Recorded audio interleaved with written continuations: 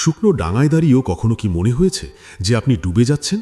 ভাবুন তো, এখন রাত ৩টে বাজে, সারা বাড়ি নিস্তব্ধ, পিন পতন নীরবতা।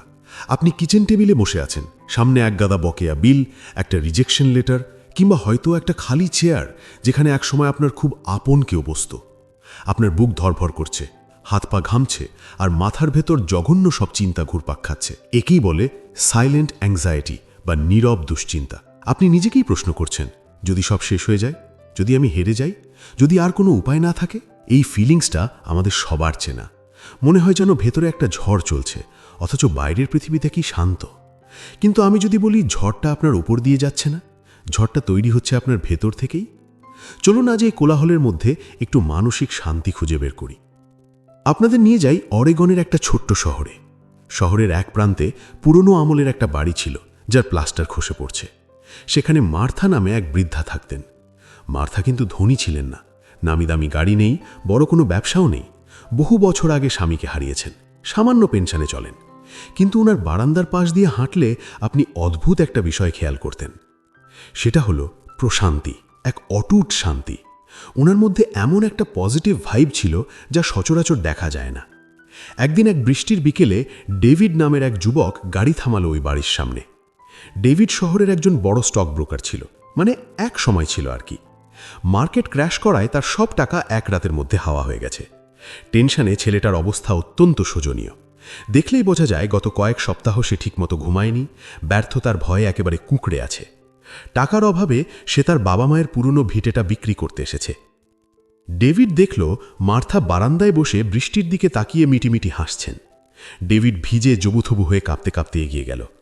সে অবাক হয়ে জিজ্ঞেস করল, আপনি এখানে বসে হাসছেন কি করে? আপনি জানেন না দেশের অর্থনীতির কি অবস্থা? মানুষের চাকরি যাচ্ছে, সব কিছু ধসে পড়ছে। আপনার কি একটুও ভয় করছে না? মার্থা তার উজ্জ্বল চোখ দুটো দিয়ে ডেভিডের দিকে তাকালেন। তিনি সাথে সাথে উত্তর দিলেন না, উল্টো এমন একটা প্রশ্ন করলেন যা ডেভিডের চিন্তার জগৎটাই বদলে দিল। মার্থা বললেন, ডেভিড, ধরো দুটো লোক একটা ঘুটঘুটে অন্ধকার ঘরে বসে আছে। একজন বিশ্বাস করে ঘরের কোনায় একটা রাক্ষস বসে আছে তাকে খাওয়ার জন্যে, আর অন্যজন বিশ্বাস করে ঘরের কোনাটা একদম খালি।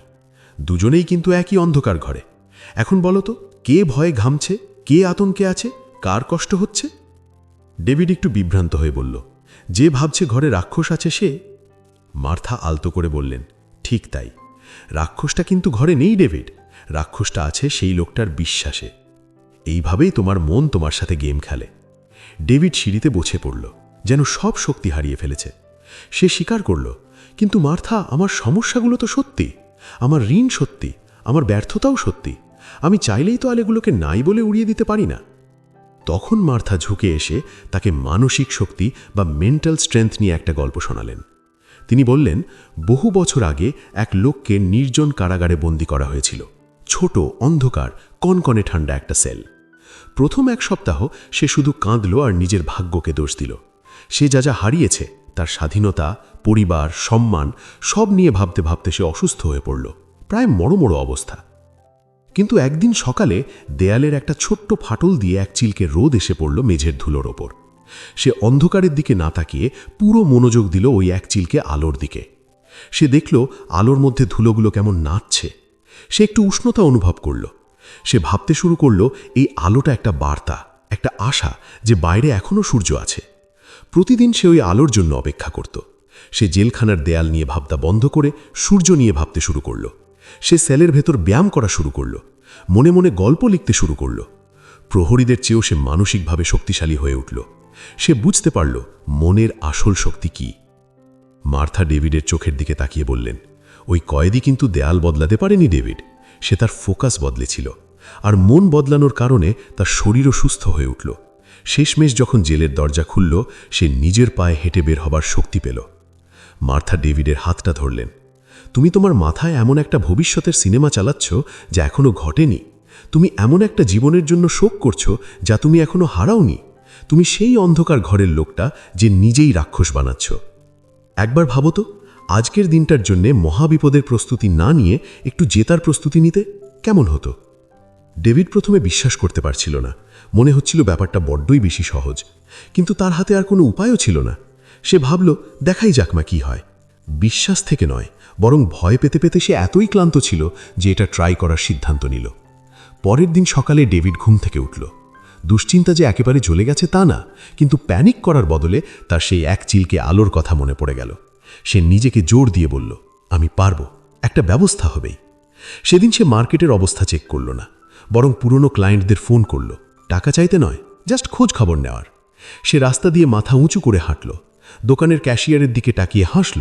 সে এমনভাবে চলাফেরা শুরু করল যেন সব ঠিক হয়ে যাচ্ছে। সে ভেতর থেকে নিজের বাস্তবতা বদলানো শুরু করল।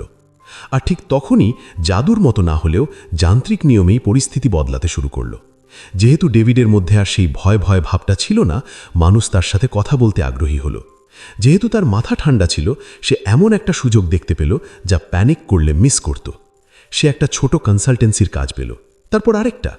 এটা তার হারিয়ে যাওয়া $1 মিলিয়ন ছিল ঠিক, কিন্তু এটা ছিল নতুন শুরু।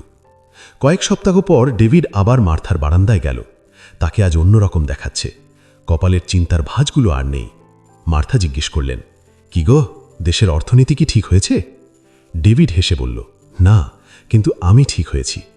দেখুন, আমরা সাধারণত ভাবি আমাদের ভালো থাকার জন্য চারপাশের পরিস্থিতি বদলানো দরকার, কিন্তু সত্যিটা হলো, যা মার্থা জানতেন, পরিস্থিতি বদলানোর জন্যে আগে আমাদের ভেতরটা বদলাতে হয়। আপনার মনই আপনার বাস্তবতা তৈরি করে। আপনি যদি ভয়ের ঘর বানান, তাহলে আপনি দুঃস্বপ্নেই বাস করবেন। আর যদি আশার ঘর বানান, তাহলে জেলখানাও রাজপ্রাসাদ মনে হতে পারে। এটাই পার্সোনাল গ্রোথ বা ব্যক্তিগত উন্নয়নের আসল রহস্য। তাই মার্থা ডেভিডকে যেটা জিজ্ঞেস করেছিল, আমিও আপনাকে সেটাই জিজ্ঞেস করছি। মনের এই অন্ধকার ঘরে আপনি এখন কি তৈরি করছেন? আপনি কি রাক্ষসটাকে খাওয়াচ্ছেন, নাকি আলোর খোঁজ করছেন? মানসিকতা বদলানোর সিদ্ধান্তটা কিন্তু সবসময় আপনার হাতেই ছিল, বন্ধু।